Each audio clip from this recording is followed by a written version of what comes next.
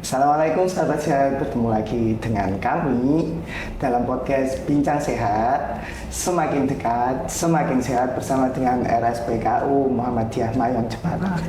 Oke sahabat sehat, akhir-akhir ini masyarakat semakin aware loh soal gangguan kejiwaan atau kesehatan jiwa itu sendiri. Entah itu kerabat, teman, tetangga, atau mungkin diri kita sendiri. Tahu nggak sih, sahabat sehat, kalau prevalensi gangguan kejiwaan di Indonesia sendiri itu sudah sampai 20% dari total penduduk di Indonesia. Artinya, setiap 1 dari 5 orang di Indonesia itu menderita gangguan kejiwaan. Namun sahabat sehat, gangguan kejiwaan ini masih dikelilingi oleh stigma buruk dari masyarakat. Sehingga banyak dari kita itu merasa takut untuk sekedar screening, periksa, atau meminta pertolongan kepada orang lain. Padahal setiap orang berhak loh untuk meminta pertolongan atau periksa. Tidak cuma untuk sakit yang kelihatan dari luar, tapi juga sakit yang di dalam diri kita sendiri. Pada podcast hari ini, kita memperingati Hari Kesehatan Jiwa Sedunia dengan tema menghapus stigma dan advokasi di semua kelompok usia. Nah, pada hari ini juga kita akan membahas tentang kesehatan jiwa dan gangguan kejiwaan bersama dengan Dr. Tini, spesialis kedokteran jiwa di Rumah Sakit PKU Muhammadiyah Mayon Jepara. Assalamualaikum Dr. Tini. Waalaikumsalam warahmatullahi wabarakatuh. Gimana kabarnya Dok? Sehat ya? Alhamdulillah sehat. Alhamdulillah sehat. Sehat jiwa dan raga. Alhamdulillah. Amin. Iya Dok. Iya, ini penting banget nih buat teman-teman semuanya gitu. Yang pertama, kesehatan jiwa itu apa sih Dok? Kenapa kok jiwa itu sangat penting banget untuk kita gitu? Iya. Iya, alhamdulillah ya. Jadi saat ini itu stigma masih tinggi, sehingga kalau kaitannya dengan jiwa, untuk melihat ketemu psikiater aja itu masih takut gitu. Padahal bangunlah jiwanya, bangunlah badannya ya. Itu sering terlupakan gitu. Sehingga sekarang ini makin meningkat. Itu ya Pak ya. Jadi kalau kesehatan jiwa sendiri itu adalah kondisi kesejahteraan. Ya, secara emosional, psikologis, dan sosial yang memungkinkan seseorang untuk berkembang dalam hidupnya. Seperti itu. Jadi ini yang sering masyarakat lupa gitu ya. Dan dengan kesehatan jiwa ini akhirnya ditunjukkan dengan produktivitas setiap orang gitu. Ya, kalau sekarang ini kan yang sering terjadi, kalau sudah ada penurunan kualitas kayak gitu, mereka masih belum ini, kecuali kalau sudah gaduh gelisah baru dibawa. Jadi itu kan jadi butuh lama. Padahal kesehatan jiwa ini gangguannya pada kerja otak, di mana makin lama dibiarkan akan makin sulit. Gitu Bapak. Ya. Tadi disebutkan ya Dok, berarti gangguan jiwa ini berarti kan ada di otak ya Dok ya? Iya. Akhirnya mengganggu produktivitas kita sebagai manusia. Iya, nah, benar sekali. dari situ apa saja sih Dok jenis-jenis gangguan kejiwaan itu sendiri? Untuk gangguan kejiwaan, nah ini juga karena stigma ya, sering sekali ini nggak disadari, pikirannya kalau gangguan jiwa itu hanya skizofrenia aja. Ya, skizofrenia adalah salah satu dari gangguan jiwa sendiri. Nah, gangguan jiwa itu jenisnya banyak, cuman memang yang paling sering itu adalah satu gangguan kecemasan, ya. Kemudian yang kedua itu gangguan makan, ya, seperti misalnya makan yang terlalu banyak gitu, atau nggak mau makan sama sekali, atau makan banyak habis itu dimuntahkan, yang namanya anoreksia sama bulimia ya, itu. Kemudian juga ada yang sekarang ini makin banyak adalah disebabkan oleh trauma. Gangguan jiwa yang disebabkan oleh trauma. Yaitu jenisnya macam-macam, ada stres akut, kemudian ada gangguan penyesuaian, kemudian gangguan stres pasca trauma. Ya, kemudian ada lagi yang lain, itu adalah gangguan kepribadian. Yeah. Nah, untuk gangguan psikotik, yaitu gangguan yang kalau kita lihat itu ada gejala psikotiknya itu gejala yang di luar nalar manusia, ciri khasnya itu ya. Ya, itu ada misalnya ada bicara sendiri, ada suara di kepala, di telinga, di panca indera. Nah, salah satu gejala psikotik itu di panca indera. Kemudian ada bisar, gejala bisar ya, itu bisa bentuknya thought of control, jadi seperti ada yang mengontrol, kemudian ada yang menyiarkan, itu kan aneh gitu ya. Ya, atau seolah-olah dia menjadi siapa gitu. Itu ada juga yang psikotik itu seperti dia bisa merasa menjadi ahli jadi kiai kayak gitu. Jadi dia bisa melihat atau dia bisa berubah menjadi macan, harimau, atau bisa itu suaranya juga mirip tuh. Nah, ini bisa terjadi gejala psikotik ini bisa pada schizophrenia. Kemudian yang kedua bisa pada gangguan afektif. Itu gangguan afektif. Ya, kalau schizophrenia itu juga jenisnya banyak. Ada schizophrenia kataton. Ya, biasanya ini kan kemungkinan organiknya murni itu besar gitu. Jadi ada sakit organik kayak gitu. Iya, misalnya kejang kayak gitu ya, atau ada massa di otak kayak gitu, bentuknya bisa itu. Nah, ini harus kita explore lagi kalau kita menemukan katatoniknya. Kemudian ada schizophrenia paranoid kayak gitu. Ya, kalau tadi schizophrenia katatonik, kemudian yang paling berat adalah schizophrenia hebephrenic. Ya, jadi ada, kalau schizophrenia itu ada disorganized pemikiran. Nah, yang paling berat adalah hebephrenic karena sudah ada disorganized murni, jadi dia bicara kayak gitu hanya bisa satu kata yang tidak ada artinya, itu yang paling berat. Kemudian gangguan afektif itu juga bisa dengan muncul dengan gejala psikotik juga. Ya, namanya bisa bipolar dengan ciri psikotik, gangguan depresi dengan ciri psikotik, kayak gitu. Atau gangguan manik dengan ciri psikotik. Nah, bedanya apa itu diantaranya itu pada gangguan afektif itu moodnya. Jadi perasaan sedih yang berlebihan, perasaan senang yang berlebihan, itu kalau manik. Kalau sedih berlebihan hanya murni itu gangguan depresi mayor. Tetapi kalau dalam siklus itu ada gejala sedihnya, ada gejala excited ya, hiperaktif, sensitif kayak gitu. Itu dan kemudian ada episode normal itu yang kita namakan dengan bipolar. Seperti itu. Kemudian kalau tadi kepribadian itu ada gangguan kepribadian antisosial, paranoid, seperti itu. Ya, ada macam-macam, ada anankastik, hysterical, konversi, ya. Berarti banyak sekali jenisnya, betul, banyak sekali. Tapi untuk gejalanya, Dok, gejala yang paling umum aja biar teman-teman sahabat sehat juga tahu, jadi mereka juga bisa mendeteksi diri mereka sendiri.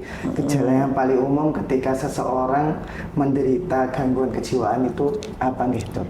Iya. Secara umum itu sebenarnya tadi kan kesehatan jiwa itu meliputi efek dari emosi, ya, cara berpikir, kemudian cara memahami. Nah, perubahan yang terjadi itu apa biasanya? Awalnya itu kalau kita melihat itu, ini anaknya yang biasanya aktif banget kok tiba-tiba jadi pendiam. Kemudian nilai atau biasanya dia bisa mengerjakan ABC itu dia nggak bisa, enggan gitu. Kemudian untuk prestasi belajarnya bisa menurun seperti itu. Dan juga ada gangguan di dalam hubungan dengan orang lain, hubungan interpersonal. Jadi sebenarnya kalau kita mengamati itu, mengamati dengan jeli itu mudah sekali ya. Ya, karena ada perubahan itu, penurunan tadi, fungsi peran sosialnya jadi menurun, sehingga dia kesulitan di dalam bersosialisasi, di dalam dia belajar seperti itu, di dalam dia bekerja, ya. Berarti Itu bisa dilihat dengan cara memperhatikan tidak tadi. seperti biasanya ya, Dok. Iya, tidak seperti biasanya. Kok ada perubahan yang membuat dia tidak bisa bekerja sebelumnya gitu, tidak bisa melakukan hal tersebut seperti biasanya. Seperti biasanya. Iya. Oke. Nah, itu Oke. penting banget nih buat sahabat sehat ngerti soal gejalanya. Kalau seumpama ada nih sahabat sehatnya atau teman-temannya, keluarga yang mungkin punya gejala yang sama, bisa langsung periksa aja. Nah, yang terakhir nih dokter, sebagai mungkin ada sahabat saya yang punya saudara atau teman atau mungkin pasangannya yang memiliki gangguan kejiwaan, itu apa sih yang harus dilakukan oleh mereka itu? Iya, yang perlu diingat dulu ya, lupa tadi Ibu jelasin, cemas itu adalah normal, sedih, senang itu adalah normal Pak. Cuman kalau berlebihan dan itu mengganggu kehidupannya, itu salah satu ini ya. Nanti jangan orang cemas gitu, padahal itu senormal langsung dibawa ya, tidak seperti itu ya. Tadi udah mengganggu kualitas hidupnya, jadi kita bisa lihat itu ya. Tadi apa pertanyaannya tuh kan lupa Ibu. Apa sih Dok yang harus kita lakukan sebagai apa ya? Mungkin ada teman atau saudara atau mungkin Iya. pasangan. Jadi kalau sudah melihat bahwa kualitas hidup pasangan, teman atau saudara itu berkurang, coba didengarkan dulu. Sekarang ini sebenarnya kayak di Jepara itu sudah ada link, jadi ada jejaring jiwa itu bisa. Ini jangan nunggu sampai parah. Iya. Ya parah itu seperti apa? Yang kebanyakan saat ini tuh ya itu sudah ngamuk, sudah aneh ya, bisa ngumpulin barang, sudah baru dibawa gitu. Sebelumnya dibawanya kemana? Ke paranormal. Ya pada orang yang bukan profesional di situ. Sehingga ini yang sebenarnya, makanya kenapa kita psikiater itu langsung memberi obat karena sudah terlanjur sakit yang berat gitu dengan gejala psikotik tadi. Gitu Pak. Padahal di psikiater itu pengobatannya tidak hanya obat aja, terapi pada psikiater itu tidak hanya obat saja. Ya, selain obat, kalau memang sudah butuh obat, kita berikan obat. Kemudian yang kedua, kita juga bisa melakukan psikoterapi. Macam-macam ya, psikoterapi itu ada cognitive behavior, kemudian ada juga DBT, ada macam-macam, ada suportif, ada intervensi krisis, seperti itu. Ya, itu termasuk bagian kita juga. Kemudian sebenarnya sudah lama sih, itu ada yang namanya transmagnetostimulation, itu juga bisa dipakai, kebetulan kebanyakan pada ediksi perilaku. Itu bisa kita gunakan. Ediksi perilaku itu kalau di PPDGJ itu kita sebutkan sebagai obsesif kompulsif juga. Ediksi perilaku contohnya, dari salah satunya itu ediksi ya. Ediksi sekarang bukan hanya narkoba, bukan hanya alkohol, tetapi ediksi perilaku ini yang terbaru. Ya, ediksi perilaku itu ediksi gadget. Ya, kemudian ediksi internet, ediksi game, judi online, ya itu. Kemudian pinjaman online. Nah ini terapi yang terbagus dari gambling itu sebenarnya udah dipakai dan diteliti di Jakarta, sudah dipakai itu dengan TMS ini, transmagnetostimulation. Itu kemudian juga ada neurofeedback, itu juga bisa adiksi pada game, bisa juga menggunakan itu gitu Pak. Jadi kemudian ECT biasanya pada kasus-kasus yang agresif yang dengan terapi sudah resisten nggak bisa. Biasanya dengan gangguan psikotik, kalau TMS tadi, transmagnetic stimulation, itu pada gangguan cemas, obsesif kompulsif, bisa juga dengan pada gangguan depresi, gitu. Dan jadi banyak gitu ya, Banyak sekali ya, terapinya. Jadi jangan salah gitu. Kok selalu kita diberi kalau ketemu psikiater, nah, karena kondisinya sudah nggak memungkinkan untuk dilakukan psikoterapi. Betul. Jadi buat sahabat sehat, misalkan kok ada nih yang gejalanya seperti itu, mungkin bisa langsung diperiksakan saja. Nggak perlu nunggu sampai terlanjur sudah jadi baru dibawa ke rumah sakit atau baru dibawa ke psikiater. Tapi mungkin gejala-gejala ringan langsung dibawa ke psikiater, langsung bisa disembuhkan. Iya, gitu. misalnya nih ya, contoh kasus semalam ada kasus itu.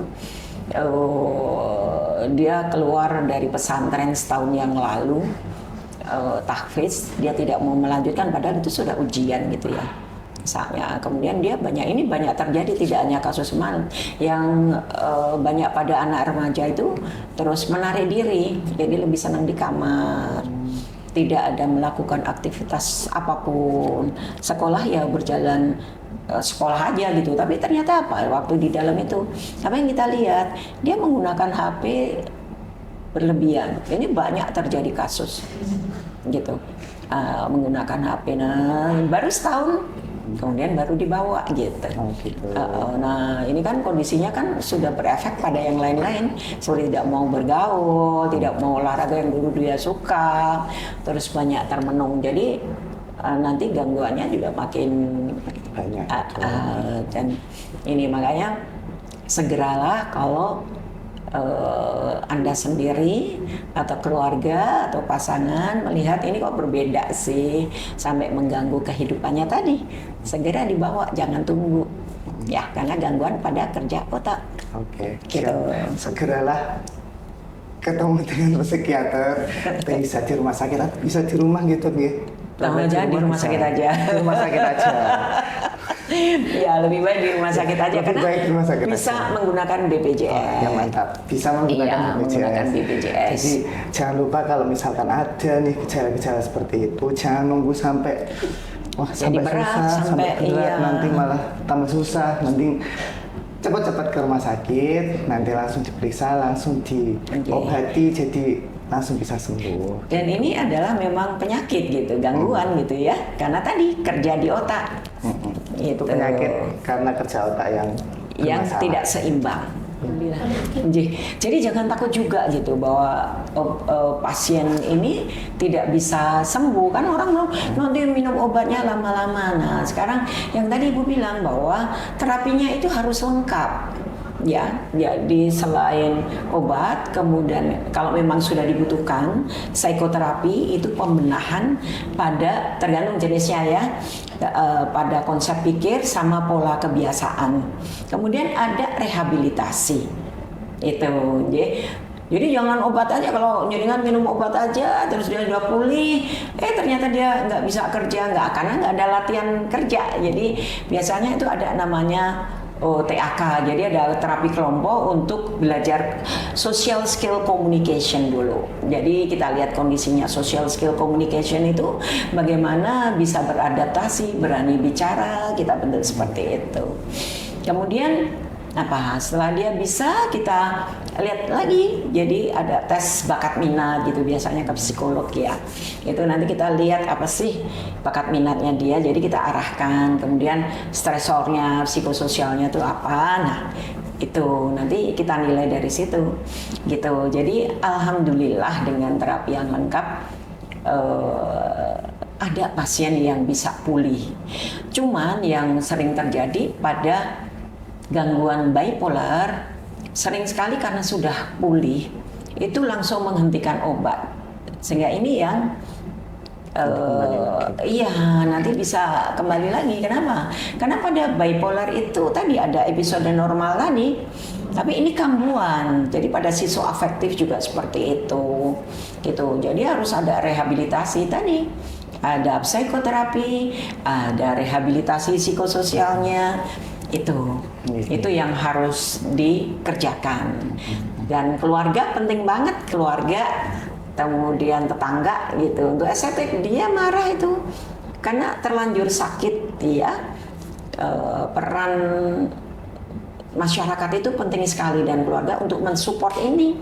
Jangan malah dilarang balik ke rumahnya karena dulu mengganggu. Ini yang jadi masalah. Padahal ini masalah kita bersama. Banyak banget pasien yang di Dinsos. Kebetulan ibu mengasuh di Dinsos Provinsi di Jepara. Banyak yang tidak diterima, akhirnya dibiarkan itu, akhirnya ditampung. Nah ini setelah kebetulan di Dinsos ini kan rehabilitasi psikososialnya, jadi banyak banget sebenarnya yang sudah bisa mulai bekerja, bisa komunikasi, nggak bisa pulang, gitu ya. Padahal ini kan bisa dilakukan seperti itu, Pak. Jadi ada gitu, yang insya Allah ada, terutama bipolar itu ada yang episode normal. Kemudian yang sekarang ini di rumah, kebetulan dulu ibu ada kegiatan di rumah ya. Itu pasien dengan schizophrenia itu bisa pulih baik kayak gitu. Tapi kalau dia tidak mau minum obatnya ya bisa kambuh. Nah selama waktu dulu ada kegiatan itu, dia sampai punya ide untuk minta belajar. Gitu, minta belajar. Aku mau, kan dia SD nggak lulus. Ya alhamdulillah bisa senyum. Awalnya aku nggak ngerti apa yang harus ku kerjakan, Dok, kayak gitu. Aku bingung kayak gitu. Lama-lama setelah kita ajak ngobrol, ya kemudian kita beri kepercayaan, penanam lidah budaya itu manfaatnya banyak. Terus kerjaannya mudah. Dia penderita schizophrenia bisa melakukan ini. Gitu, dan manfaatnya banyak dan akhirnya bisa pulih gitu ya. Tapi yang berat banget itu kalau terus nggak mau minum obat, sedih banget gitu kalau ada kekambuhan kalau ini. Jadi kalau di Jawa itu gelo nih ora terus-terusan gitu. Jadi harus bisa, itu salah satu cara bagaimana kita bisa survive. Itu. Oh ya, untuk faktor risiko. Apa sih yang bisa ini? Jadi sebenarnya semua masalah itu kita alami ya selalu. Siapa yang bisa menjadi sakit gitu? Itu satu. Ada faktor genetik. Ya misalnya orang tua dua-duanya mengalami schizophrenia, itu 13% bisa jadi gitu. Kalau di populasi umum itu 1%, ya. Kemudian adanya violence di dalam rumah, kekerasan di dalam rumah. Kekerasan di dalam rumah itu apa saja? Misalnya lihat TV, laptop yang isinya kekerasan dan itu dibiarkan. Pernah ingat nggak ada anak-anak yang mencoba, karena dulu itu ada yang gulat itu terus smackdown itu pernah dialami. Kenapa? Karena nggak ada pengawasan. Itu suatu bentuk kekerasan di dalam rumah.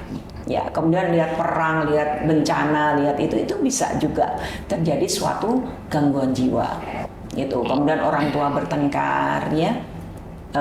Kemudian perceraian, kemudian gizi. Jangan lupa gizi itu berpengaruh banget, ya kan. Ada stigma ya banyak di daerah-daerah itu bahwa orang hamil itu tidak boleh makan telur, tidak boleh ini. Nah ini menyebabkan apa? Kualitas sel sarafnya itu, plastisitasnya itu berkurang. Ini yang menyebabkan jadi mudah sekali juga untuk terjadinya gangguan jiwa. Jadi gizi itu sangat penting sekali. Kemudian cuaca yang ekstrim, ya itu bisa menyebabkan ini. Kemudian bencana alam ataupun bencana buatan. Kayak sekarang kayak kemarin corona itu ya, itu banyak sekali orang yang mengalami gangguan emosional dan perilaku kayak gitu. Terus banjir itu juga bisa menyebabkan, makanya butuh pendampingan. Itu. Oke. Ya, kemudian ada lagi adalah zat dan alkohol. Tapi sebenarnya Allah itu memberi kemampuan diri kita untuk bisa menghadapi ini. Iya, namanya faktor resilient. Nah, disinilah kenapa masih ada kesempatan tidak akan menjadi sakit walaupun apapun yang terjadi pada orang ini. Ya, karena Allah memberikan faktor kekebalan terhadap masalah. Ini yang kita gunakan untuk terapi atau preventif ya di rumah. Misalnya kalau ada ini kemarahan itu orang tua tidak marah-marah di depan anak, atau banyak lagi sekarang, apalagi kalau kita ngambil positifnya dari online itu banyak sekali knowledge tentang parenting sebenarnya untuk pencegahan itu gitu. Jadi walaupun apapun yang terjadi jangan bilang trauma ya gitu, karena apa ya, itu peristiwa hidup. Kalau menurut kami itu adalah proses bagaimana kita matang dan kita menjadi makin dekat sama Allah. Nah, itu ada pada ajarannya Ki Ageng Suryo Mataram. Ya, kita harus bisa mengelola itu. Gitu? Ya. Oke. Nah, cukup. jadi teman-teman, itu tadi penjelasan dari dokter ini tentang gimana sih, apa sih kesehatan jiwa itu, terus tadi gejalanya apa saja, jenis-jenisnya apa saja, sampai faktor resikonya apa saja, dan yang terakhir tadi sampai apa sih yang bisa kita lakukan jika ada mungkin teman, sahabat kita yang juga menderita gangguan kejiwaan gitu. Begitu dokter. Oke. Nggak terasa teman-teman ya. Ternyata sudah banyak sekali hal yang kita obrolin di sini ternyata dokter. Banyak banget. Harusnya masih banyak pertanyaan lagi dok. Tapi karena waktunya mungkin sudah sangat mepet. Iya. Moga-moga manfaat. Mohon maaf ya kalau ada salah kata ini. Nah, harapannya memang dari podcast ini kita bisa menciptakan, bisa membuat teman-teman semua sahabat saya jadi lebih aware lagi sih dokter tentang kesehatan jiwa dan gangguan kejiwaan, terutama buat diri mereka sendiri atau buat teman-teman semuanya di luar sana, sama biar mereka juga tahu gitu dok, apa sih yang harus mereka lakukan jika ada kejadian seperti itu gitu dokter nih. Okay. Nah, saya punya kutipan bagus nih dok. Saya kemarin cari-cari ternyata ada kutipan bagus. Orang-orang terkuat bukanlah mereka yang menunjukkan kekuatan di depan dunia, tetapi mereka yang berjuang dan memenangkan pertempuran yang tidak diketahui oleh orang lain. Kutipan ini dari Jonathan Harnish. Nah, itu dokter. Iya, betul sekali. Mantap. Jadi orang-orang terkuat itu bukan yang kelihatan kuat gitu ya, dok, ya. Justru pertempuran di dalam diri itu yang paling susah harus untuk berjuang untuk itu. Mantap. Nah, gitu dokter, terima kasih banyak atas waktunya pada hari ini. Semoga apa yang disampaikan bisa bermanfaat untuk semuanya. Jangan lupa untuk periksa ke Rumah Sakit PKU Muhammadiyah Mayong jika ada gejala tertentu tentang gangguan jiwa dengan Dokter Tini, spesialis kedokteran jiwa yang praktek setiap hari Selasa, Kamis, dan hari Sabtu di Rumah Sakit PKU Muhammadiyah Mayong Jepara. Baik sahabat sehat, kami dari Rumah Sakit PKU Muhammadiyah Mayong dan Dokter Tini undur diri. Sampai jumpa di podcast yang lainnya. Assalamualaikum warahmatullahi wabarakatuh.